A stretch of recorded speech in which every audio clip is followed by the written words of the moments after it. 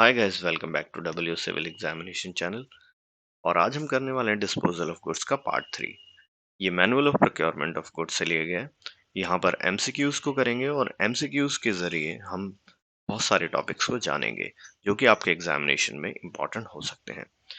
तो अगर आपको कोई टॉपिक पढ़ना है या कुछ है तो आप ये सीरीज को देख सकते हैं। इस सीरीज में आपके पास ये टॉपिक्स दिए जाएंगे और इन टॉपिक्स को हम एमसीक्यूज के द्वारा पढ़ेंगे। और उसके साथ ही आप क्या कर सकते हैं, हमारे एजुकेशनल ऐप से भी जाकर एमसीक्यूज कर सकते हैं। तो चलते हैं पहले क्वेश्चन की ओर। पहला क्वेश्चन है, which of the following condition is are correct for disposal of goods in all modes. अब सबसे पहली बात है कि अगर डिस्पोजल ऑफ गुड्स हो रहा है और वो सारे ही मोड्स की बात हम कर रहे हैं, जैसे कि टेंडर हो सकता है, ऑक्शन हो सकता है, तो वहां पर कौन से पॉइंट्स हैं जो हमें ध्यान में रखने होंगे। तो आपको पता होना चाहिए कुछ कंडीशंस है जो वहां ध्यान में रखनी चाहिए। तो हम चलते हैं पहले क्वेश्चन की ओर। और जो पहला क्वेश्चन है वो कुछ कंडीशंस के बारे में बता रहा है। और उसमें बोला जा रहा है कि अगर डिस्पोजल ऑफ गुड्स किया जाएगा तो उसके लिए कुछ कंडीशंस को हमें ध्यान में रखना होगा। सबसे पहली कंडीशन को लेते हैं। कंडीशन है all is where is basis. इसका मतलब क्या होता है? इसका मतलब जो है वो ये है कि यूजर को, जो भी परचेजर है, उसको अवेयर कर दी जाए कि ये कंडीशन, ये चीजें हैं, इसकी ये क्वालिटी है। और जो सेलर है वो इन सब पर कोई गारंटी नहीं लेता। सेकंड कंडीशन है inspection by the bidder. Bidder जो है वो अपना आए और देखे, इंस्पेक्ट कर ले सारे मटेरियल को, जो मटेरियल जो उसे लेना चाहता है वो ले। थर्ड कंडीशन है राइट टू रिजेक्ट बिड्स।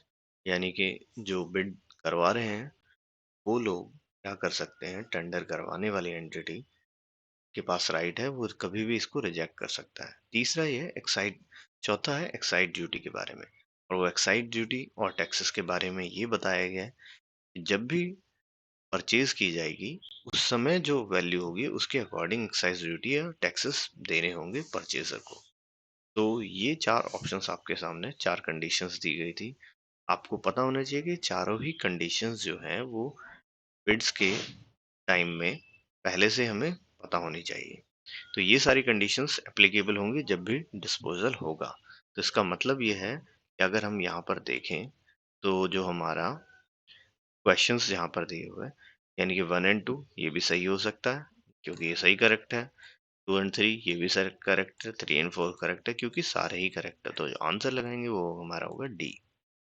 चलते हैं नेक्स्ट क्वेश्चन की ओर। The broad steps to be adopted for the purposes are given for the following.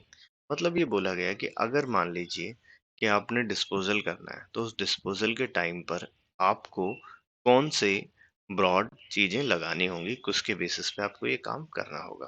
ठीक है, तो यहाँ पर चलते हैं। पहला देखते हैं क्या है, प्रिपरेशन ऑफ बिडिंग डॉक्यूमेंट्स। क्या हमें प्रिपरेशन ऑफ बिडिंग डॉक्यूमेंट करनी होगी? यस। तो यहाँ पर ही कुछ स्टेप दे दिए और इनमें से पूछा कौन से स्टेप्स आपके गलत हैं और कौन से सही हैं। तो सबसे पहले मैं आपको इसका आंसर बताना चाहूंगा, उसके बाद आप इसको क्या करेंगे, बिल्कुल याद रखेंगे, ताकि आपको पता हो कभी भी इससे रिलेटेड कोई क्वेश्चंस आएंगे तो।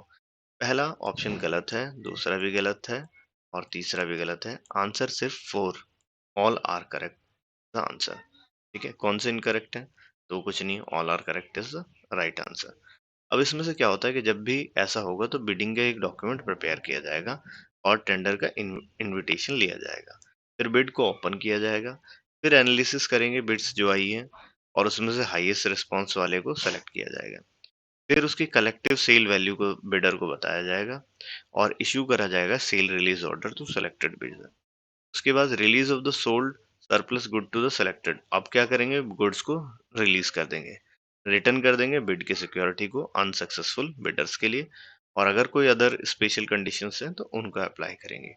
तो ये पूरा प्रोसीजर कभी भी क्या होगा, इस वक्त मौजूद किया जाएगा, इसको यूज किया जाएगा। ठीक है, तो चलते हैं अब नेक्स्ट क्वेश्चन की ओर।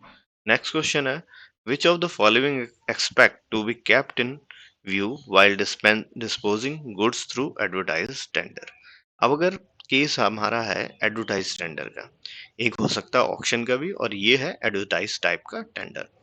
तो इसमें हमें क्या क्या करना होगा, कौन सी चीजें हमें करनी चाहिए, इनमें से कौन से पॉइंट्स जो है हमें रखने चाहिए। पहली बात है कभी भी टेंडर हम एडवर्टाइज कर रहे हैं तो उसमें क्या पब्लिसिटी वाइड होनी चाहिए। उसका रीजन क्या है? उससे क्या होगा, ट्रांसपेरेंसी बढ़ेगी, फेयरनेस बढ़ेगी और कंपटीशन बढ़ेगा। तो ये वाइड पब्लिसिटी वाला यानी कि करेक्ट है। तो ये तो करेक्ट हो गया।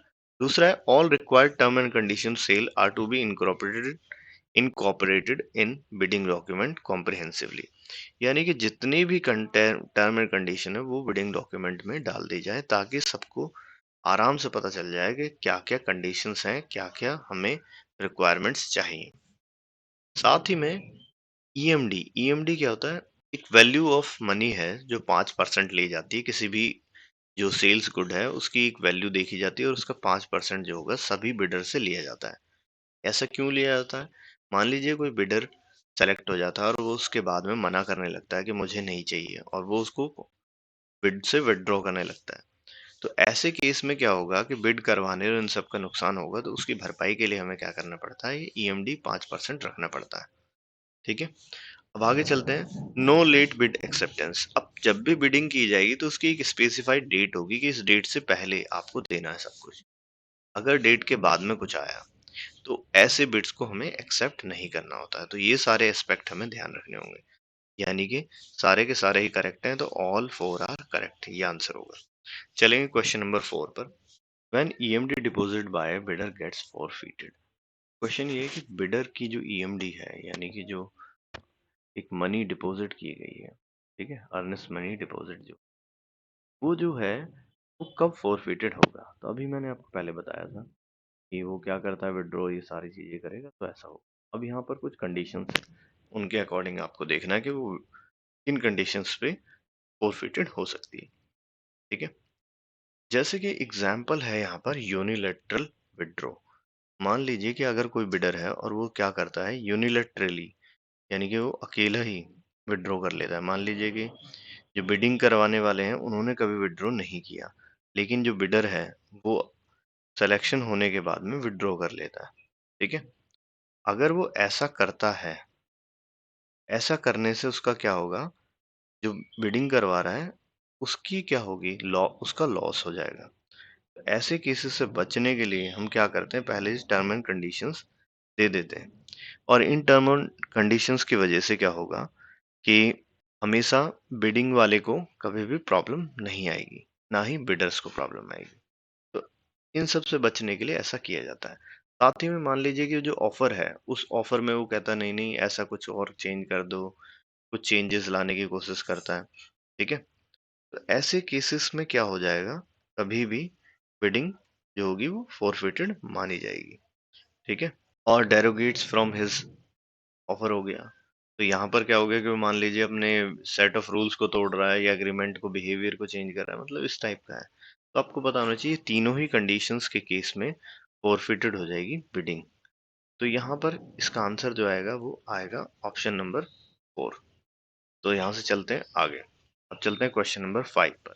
विच of the following is are correct. तो यहाँ पर क्वेश्चन है कि अगर टेंडर का जो ऑफर है एक्सेप्ट नहीं होता तो ईएमडी क्या होगी, रिफंड की जाएगी। इंटरेस्ट नहीं दिया जाएगा ईएमडी पर। और जो ईएमडी डिपॉजिट होगी सक्सेसफुल टेंडरर की, उसको क्या करना, उसको क्या होगा, till the payment of SD, उसको वहीं रहना होगा, टेंड डिपॉजिटर के पास ही रहनी होगी। और ईएमडी को क्या किया जाएगा, एडजस्ट कर दिया जाएगा टोटल एसडी मनी में, अगर डिस्पोजिंग के टाइम वो जो डिपार्टमेंट है वो ये देख लेता है कि जो बिडर है, जो सक्सेसफुल बिडर है, वो लेने के लिए इच्छुक है, और वो उस वक्त एसडी मनी क्या होता है, सिक्योरिटी डिपॉजिट जमा करता है, तो उसमें ही उसको एडजस्ट कर दिया जाता है।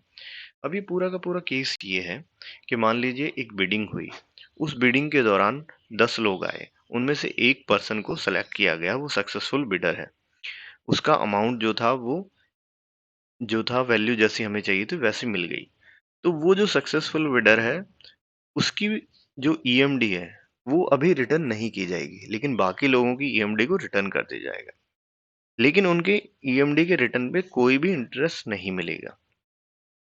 और जो ईएमडी सक्सेसफुल बिडर के उससे आ रही है, उस ईएमडी को हम क्या करेंगे, जब उससे सिक्योरिटी डिपॉजिट एक अमाउंट लिया जाएगा, ठीक है, उस सिक्योरिटी डिपॉजिट में उसको एडजस्ट कर दिया जाएगा। ठीक है। तो इसका मतलब ये सारे के सारे पॉइंट करेक्ट हैं। Option 4 is the right answer. अब चलते हैं क्वेश्चन नंबर 6 के बारे में। फिर इसमें स्टेटमेंट्स के द्वारा हम समझने की कोशिश कर रहे हैं। ऐसा क्यों किया जा रहा है कि हम स्टेटमेंट्स बार-बार ले रहे हैं? क्योंकि ये बहुत बड़े-बड़े टॉपिक्स हैं, तो इसमें मैं स्टेटमेंट के द्वारा आपको टॉपिक्स बता रहा हूँ, जिससे कि आप एक क्वेश्चन भी कर रहे हैं और स्टेटमेंट भी हो रही है। ऐसे ही बहुत सारे क्वेश्चंस हमारी टेस्ट सीरीज में अवेलेबल हैं, तो आप वहाँ से कर सकते हैं। चलते हैं, यहाँ पर पहला पॉइंट देखते हैं। एक्सेप्टेंस लेटर या सेल्स ऑर्डर जो है, वो इशू किया जाएगा सक्सेसफुल बिडर को, notifying the amount and schedule of submission of SD and balance sale value. अब देखिए, ईएमडी तो क्या हो गया कि एक डिपॉजिट करवाया गया बिडिंग के टाइम में। जब सक्सेसफुल डिपॉजिटर होता है, तो उसको क्या करेंगे, सक्सेसफुल बिडर होता है, तो उसको क्या करते हैं, एक सिक्योरिटी डिपॉजिट देना होता है। साथ में सिक्योरिटी डिपॉजिट जब देगा तो एक अमाउंट जो है वो बच भी तो गया, जो उसे पूरी वैल्यू का देना था, तो उसे बोलेंगे बैलेंस सेल वैल्यू, तो वो देना होगा। तो होगा क्या, जब एक्सेप्टेंस लेटर या सेल्स ऑर्डर बनाया जाएगा किसी सक्सेसफुल बिडर के लिए, तो उसमें एसडी और बीएसवी यानी कि बैलेंस सेल वैल्यू, दोनों वैल्यू लिख दी जाएंगी। अब एसडी कितना होता है, सबसे पहली बात, एसडी जो होता है वो क्या है, 25% of the total sale value of the contract होगा, और ये with in 7 days of the calendar दिया जाएगा। ठीक है, इसके जैसे मान लीजिए कि लेटर ऑफ सेल या सेल ऑर्डर को दिया हमने, तो उसके बाद में जो 7 दिन बचेंगे, उन 7 कैलेंडर डेज के अंदर 25% अमाउंट इसको देना होगा। ठीक है, तो ये ऐसा होगा। अब इसी में ईएमडी को भी क्या किया जा सकता है, एडजस्ट करवाया जा सकता है। आगे चलते हैं। SD shall be deposited in the form of bank draft. अब एसडी को बैंक ड्राफ्ट में, पे ऑर्डर में, ठीक है, किसी कमर्शियल बैंक के फेवर में डालना होगा। लेकिन किसके फेवर में, जब भी हमने क्या करा, जब हमने एक वो एडवर्टीजमेंट निकाली थी, ठीक है, नोटिस, जब वो नोटिस निकाला, तो हमने क्या करा, उस नोटिस के अंदर ही एक किसी पर्सन का, किसी एक ऑफिसर का नाम दे दिया होगा, उसी ऑफिसर के फेवर में ही बनेगा। ठीक है, तो इसका मतलब ये तीनों की तीनों स्टेटमेंट करेक्ट है, तो answer 4 is the real answer. Correct answer होगा आंसर 4। अब चलते हैं क्वेश्चन नंबर 7 के बाद। क्वेश्चन नंबर 7 में ये बोल रहा है कि अब मान लीजिए कि अब हमने प्रोसेस में क्या देखा, पहले बिडिंग हुई, बिडिंग होने के बाद में क्या हुआ, सक्सेसफुल बिडर मिल गया हमें। सक्सेसफुल बिडर ने क्या करा, सबने ईएमडी दी थी, अनसक्सेसफुल वालों की रिटर्न कर दी गई, सक्सेसफुल वाले की ईएमडी अभी डिपॉजिट ही है। उसको लेटर दिया गया, सेल लेटर में उसको क्या बताया गया कि आपकी एसडी इतना अमाउंट 25% देना है आपको, और बीएसवी इतना अमाउंट देना होगा। अब बीएसवी के बारे में यहाँ पर पढ़ेंगे, एसडी के बारे में हम पढ़ चुके हैं। बीएसवी ये है कि 15 कैलेंडर डेज के अंदर, including the date of acceptance of sale order के साथ पेमेंट करना होगा बीएसवी का। और जो हेड ऑफ ऑफिस होगा, जो कि ऑफिसर होगा, किसी एक कोई ऑफिसर होगा जो हेड ऑफ ऑफिसर ऑफिस में होगा, ठीक है, तो वो क्या करेगा, कंसीडर करेगा, मार्केट के रेट को देखेगा, ट्रेंड्स को देखेगा, और वो क्या कर सकता है, बीएसवी के टाइम को थोड़ा सा एक्सटेंड भी कर सकता है, उसके साथ में वो लेट पेमेंट चार्जेस लेगा, और ये 1% पर वीक के अकॉर्डिंग होगी। ठीक है, और ये 2 वीक तक वो ऐसा करवा सकता है। तो यानी कि अगर आपके पास बीएसवी नहीं है तो आप एक्सटेंशन ले सकते हैं, लेकिन ये स्पेशल केसेस है, नॉट जनरल केसेस। एक्सटेंशन होगा तो वो 1% पर वीक के अकॉर्डिंग होगा। Date of submission of demand draft. अब मान लीजिए आपने क्या करा, डिमांड ड्राफ्ट जिस डेट को डाला, ठीक है, कैश ऑफिस के अंदर, तो वही डेट पेमेंट जो होगी सारे पर्पसेस के लिए मानी जाएगी।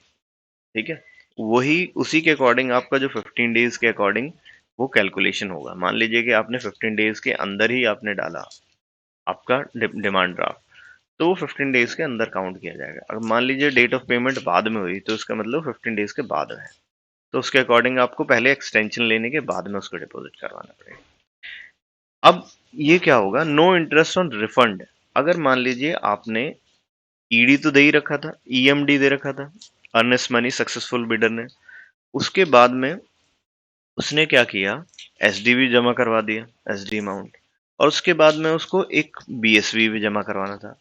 लेकिन उस कॉन्ट्रैक्ट में जब वो उसने सामान लिया, सामान लेते वक्त उसको लगा कि यहाँ पर इसमें अमाउंट में जो, या फिर कैलकुलेशंस में जो भी हुआ, हमें कुछ अमाउंट मैंने एक्स्ट्रा डिपॉजिट कर दिया, तो ऐसे अमाउंट को रिफंड तो किया जाएगा लेकिन उसके लिए कोई इंटरेस्ट नहीं दिया जाएगा। इसका मतलब सारे ही ऑप्शन सही है और ऑप्शन 4 यानी कि ऑल 4 आर करेक्ट, हमें सही आंसर मिलेगा। अब आगे चलते हैं। एक इम्पॉर्टेंट पॉइंट है जो मैं आपको यहाँ बता देता हूँ, कौन कौन से डिपॉजिट्स होंगे। तो सबसे पहले क्या होगा, बिडिंग की जाएगी। बिडिंग के टाइम सबको ईएमडी देना होगा। सक्सेसफुल बिडर का ईएमडी क्या होगा, एसडी के अंदर एडजस्ट कर दिया जाएगा।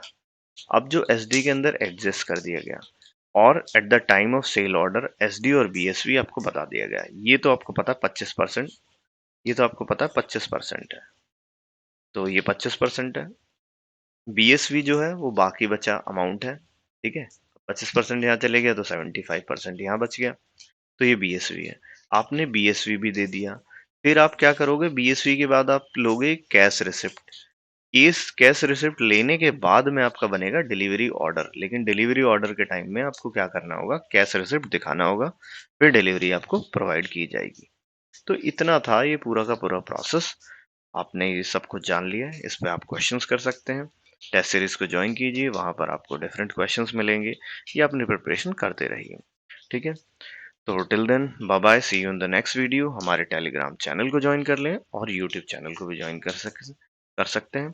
साथ ही में हमारे एजुकेशनल ऐप पर आप टेस्ट सीरीज कर सकते हैं और आने वाली जो टॉपिक वाइज टेस्ट सीरीज है उसको भी ज्वाइन कर सकते हैं, जो कि आपको बहुत ज़्यादा हेल्पफुल होगी अगर आप किसी पर्टिकुलर टॉपिक में वीक फील करते हैं। Till then bye bye, see you in the next video.